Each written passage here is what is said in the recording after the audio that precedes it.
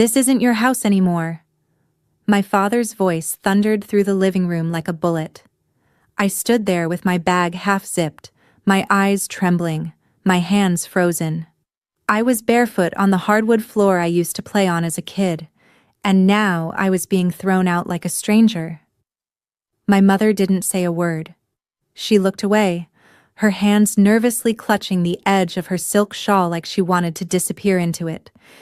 And then, without missing a beat, my sister Lauren leaned against the hallway wall with that same smirk she'd worn since childhood.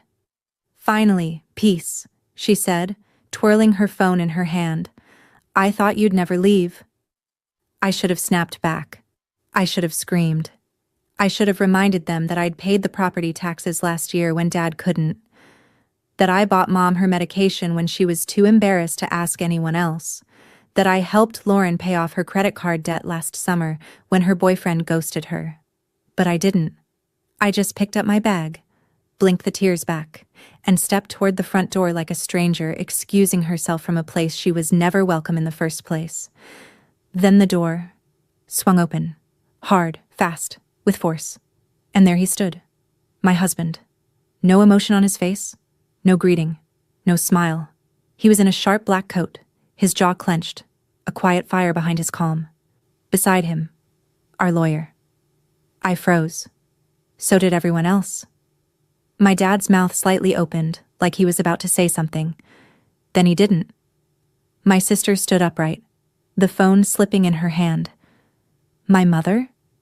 She looked like she'd just seen a ghost rise from her own guilt. But I knew this moment was coming, because I hadn't just walked into this house today with a duffel bag. I'd walked in with truth. And what they didn't know was, this house wasn't theirs anymore. Not since last week. Let me rewind. Just a little, but not far. I'll keep it sharp. My name is Rachel Carson, 28 years old, married to a man most people don't even try to understand, Ethan Miller.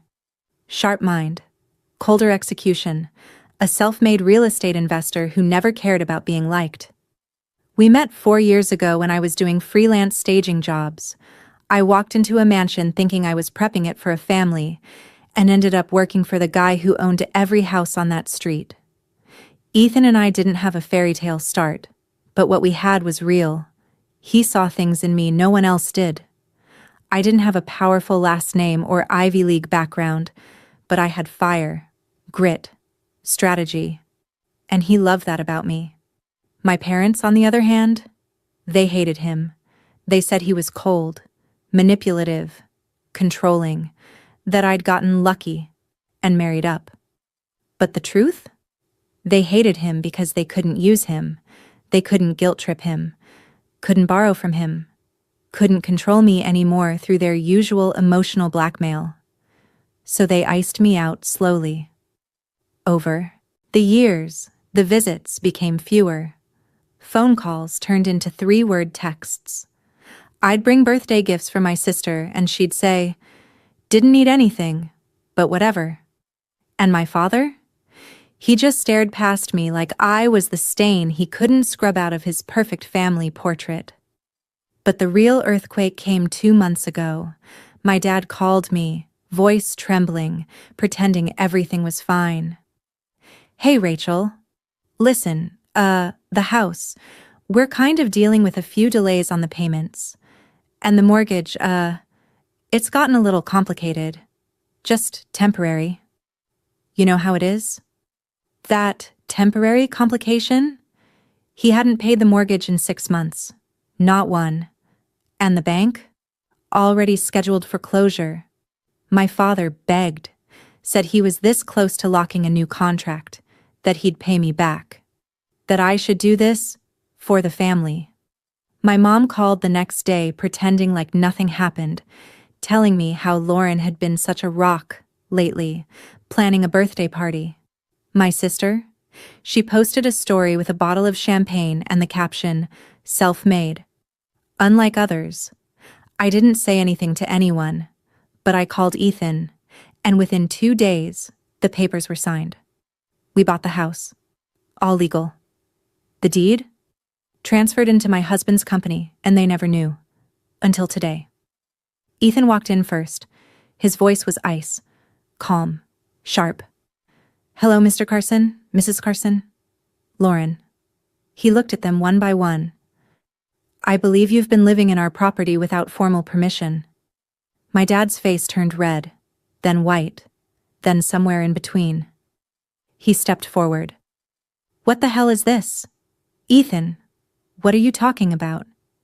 Ethan turned to the lawyer, who calmly pulled out a crisp folder and handed it to my dad. "These are the deed transfer documents," the lawyer said. "The house was foreclosed. My client purchased it at auction on the 3rd. Everything's registered, notarized, and filed." My mother gasped. Lauren stared, lips parted like a mute puppet. "I own this house," my dad growled. "This is my house." Ethan turned to me, and then he did something I'll never forget. He reached his hand out for mine. I took it, and he walked me back inside, back into the house they threw me out of. He turned around and said, "Actually, this house belongs to my wife." I looked at all of them. My father's jaw tightened, his fists curled. My mother tried to say something but only choked on air. Lauren stepped forward, shrieking, "You planned this? You let us live here? Like some kind of experiment?" I finally spoke. "Number, I just watched. Watched how you treated me. Watched how easily you threw me away." And then I looked at my father. "You said this isn't my house anymore?" I stepped forward. "You're right. It's not. It's mine now." Silence. Suffocating silence. And then Ethan leaned into me, whispering in my ear, "Are you ready?" I nodded. "Then let's begin." Because I wasn't just taking back a house. I was taking back every part of myself they tried to erase. "Then let's begin." Ethan's words still echoed in the living room like a quiet explosion. The silence that followed was louder than any shouting match. My father looked down at the deed papers again, as if squinting harder would make them vanish. My mother, still frozen by the entryway, gripped the edge of the table like her legs might give out. "And Lauren?" She scoffed, threw her hair over her shoulder, and said, "This is insane. This can't be legal." The lawyer cleared his throat calmly. "It's not only legal, it's final. This home was sold through public auction. All prior ownership claims are void." My father suddenly snapped. "I worked for this house. You think you can just come in here and kick me out? After all I've built?" "You didn't build anything," I said softly. "You just inherited things and let them rot." He flinched, but I kept going. "You let the roof leak for 2 years. You missed 6 months of payments. You lied to everyone about your money, your business, even about me." He gritted his teeth. "Don't get righteous now, Rachel. You're still just a spoiled brat who married into power." I smiled, not the happy kind, the kind that comes from pain turned into steel. Maybe, but at least I didn't pretend to love my own child only to spit her out when she started thinking for herself. Lauren walked right up to me then, her voice full of venom. "Let me guess. Now you're gonna make us beg to stay, right? You'll play the victim, then toss us out with some big dramatic speech. You love this kind of moment." I looked her dead in the eye. "I actually plan to let you stay. Quietly. Respectfully. But the way you laughed when Dad threw me out?" I paused. "That changed everything." Her face twisted in disbelief. "You're seriously going to evict your own family?" Ethan stepped forward, speaking calmly. "Legally, we're not evicting. We're serving notice to vacate due to unauthorized occupancy. You have 7 days to leave." "7 days?" my mother whispered, clutching her pearls like she was in some soap opera. "Where are we supposed to go?" I turned to her, and for a second I hesitated. She was my mother, the one who used to braid my hair before school, who hugged me when I got my heart broken. But then I remembered the look on her face earlier. that cold, blank nothing as I stood crying by the door. So I said, "You could ask Lauren." She said she finally has peace. Lauren's jaw dropped. You can't be serious." "Dead serious," I replied, holding my chin high. "You made it clear you didn't want me around. So now I'm giving you what you asked for. Just with paperwork." My father suddenly slammed the folder shut and pointed at Ethan. "This is all you. You turned her against us. You poisoned her." Ethan didn't flinch. "I didn't poison her. I just reminded her she didn't need to keep drinking from the same well that kept making her sick." My dad lunged forward, and for a moment, I actually thought he was going to swing. But Ethan took one step in front of me and stared him down. "I wouldn't do that," he said coolly. "Assaulting me on my property would be unfortunate." My father stopped. His breathing was heavy, his pride bruised, his power gone. That's when the weight of the moment finally hit them. They weren't in charge anymore. They couldn't yell louder or guilt harder to get their way, because the house they were standing in, the one they mocked me from, no longer belonged to them. It belonged to me, and they knew it. Nobody said a word for a long time.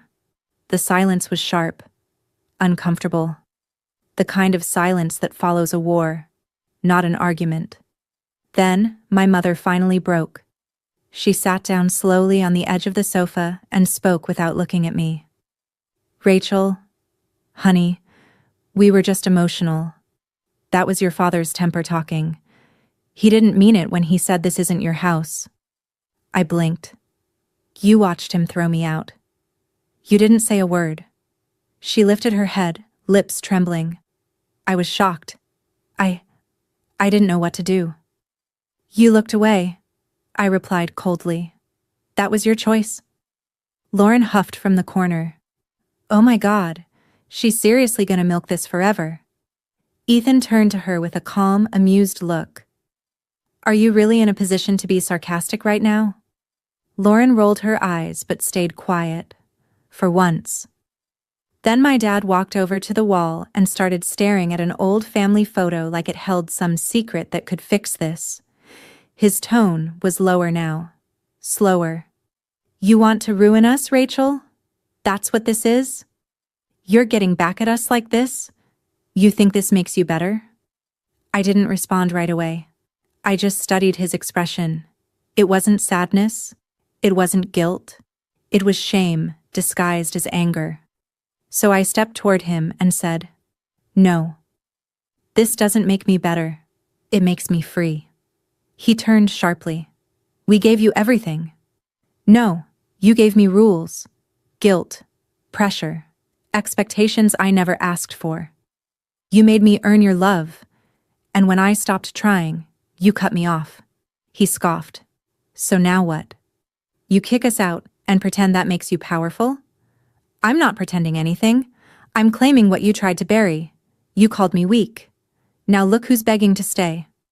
That hit him. I saw the flinch in his eyes before he looked away. Lauren jumped in, desperate. "You can't kick out Mom. She didn't do anything." I looked straight at my mother. "Exactly. She didn't do anything." My mother gasped. "I was trying to keep the peace." "No," I said gently but firmly. "You were trying to stay comfortable. Peace doesn't come from silence. It comes from truth. And you let them humiliate me because speaking up would have cost you your seat at the table." I could see her eyes welling up, but I didn't stop.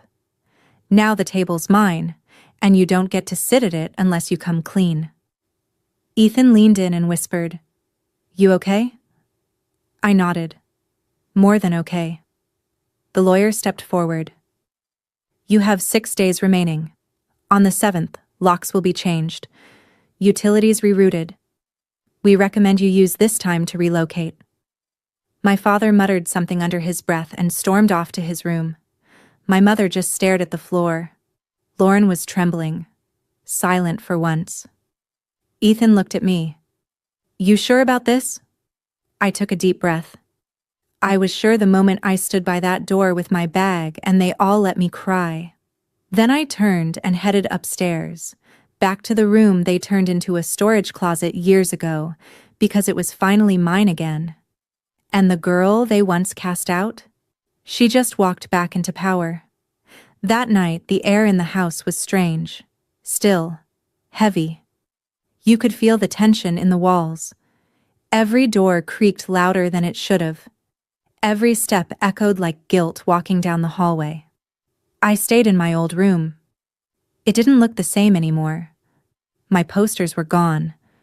The bookshelf was covered in dust. The closet, empty. Like I never existed here. But I didn't cry. Instead, I stood by the window, watching the lights from the neighbors' houses, wondering how many families were like mine, broken, but pretending to be perfect, smiling in front of others while tearing each other apart behind closed doors. Ethan came in quietly and sat down on the edge of the bed. "You're handling this better than I thought." I smiled faintly. "You mean I haven't screamed or broken a glass yet?" He shrugged. "I'd say you're entitled to it." I sat beside him. "I think the worst part is, I'm not even angry anymore. I just feel hollow." He nodded. "That's what truth does sometimes. It clears out everything fake, even if it leaves you with silence." We stayed there for a while. No words, just breathing. Until, bang. Something slammed downstairs. Ethan was up in a flash. I followed close behind, heart thudding. We walked into the kitchen. My father was standing there, half drunk it seemed. A glass bottle shattered near the sink. "I built this house," he roared, pointing wildly. "I paid for every tile, every brick, every damn corner. You think a piece of paper makes you its owner? It's mine." I didn't flinch. I just stared at him. "No," I said calmly. "It was yours. Until you gambled it away. Until you let your pride be more important than your family." "You ungrateful," he started, stepping forward. But Ethan stepped in front of me like a shadow. My father froze. "You take one more step toward her," Ethan said low, "and I'll make sure your 6 days turn into 6 minutes." My dad glared at him, breathing hard. "You think you can scare me?" "No," Ethan replied. "I think the truth already did that." That stopped him. He backed away slowly, glaring at both of us. Then he muttered, "Fine. Keep the house. But don't come crying back when he leaves you too." I didn't even blink. "Funny," I said. "You're the one leaving this time, and no one's stopping you." He stormed out. The door slammed so hard the windows shook. I turned to Ethan, exhaling. "You okay?" he asked again. I nodded, because I was. I was finally more than okay. I wasn't just reclaiming walls and floors. I was reclaiming every part of myself they'd tried to break. The next morning, I made coffee in that kitchen. My kitchen. And when Lauren passed by with her luggage and refused to look me in the eye, I smiled. Day 2 had just begun. By the 5th day, the house felt quieter. No shouting, no slamming doors, no footsteps filled with judgment. Just quiet. My mother had packed most of her things. She still hadn't looked me in the eye since that night. Lauren barely spoke a word. And my father? He didn't come back after that outburst in the kitchen. It was strange, watching them move out like guests being politely shown the exit. Even stranger, watching myself not break, not flinch, not fall apart. Because I wasn't doing this for revenge anymore. I was doing it to heal. On the 6th day, as the movers loaded the last few boxes into the van, my mom finally stood in front of me at the front door. She looked older than I remembered. Not in her face, but in her eyes. "You really went through with it," she whispered. "I did." She nodded slowly, almost sadly. "You were always stronger than we gave you credit for." I stayed quiet. Then she said something I didn't expect. "Your father. He always feared your strength." That's why he tried to bury it. I raised an eyebrow. And you? She looked down. I feared being left behind. So I went along with him. That hurt more than I expected. You already left me behind, Mom, I said softly. The moment you looked away while I was crying. She closed her eyes like she'd been slapped, but I didn't say it to hurt her. Just the truth. She nodded, then walked past me, down the porch steps, toward the car. She didn't look back. Lauren didn't say anything at all. She passed me without a word, her sunglasses hiding whatever shame or anger was buried underneath. By sunset, the house was finally mine, quiet, empty, and peaceful. Ethan walked in with 2 cups of coffee. He handed me one and said, "You did it." I stared at the living room. No, we did it. We sat down together. No words, no plans, just stillness. Until the lawyer called. He was confirming the title transfer, officially recorded. The house was now under my name, not Ethan's, mine. He surprised me with that. Said it was always meant to be mine. Said this was never about power. It was about giving me back my voice. I nearly cried. Instead, I whispered, "Thank you," and held his hand. Weeks passed. The walls got painted. The energy changed. I donated all the furniture my father insisted was too expensive for me to touch. I turned Lauren's old room into a studio. I opened the blinds they always kept shut. I made the house breathe again. And one morning, I got a letter. From my father. 3 sentences. "You were right, I was wrong. I hope you don't hate me forever." I didn't write back. Not yet. Because forgiveness isn't a door you swing open just because someone knocks once. It's earned. Like trust. Like healing. But I'm getting there. Every step I take across this floor, I remember the girl who once stood here with her bags, heart shattered, tears on her cheeks. And now? Now she walks like she owns the place. Because she does. The house. Her voice. Her peace. Her power. All of it.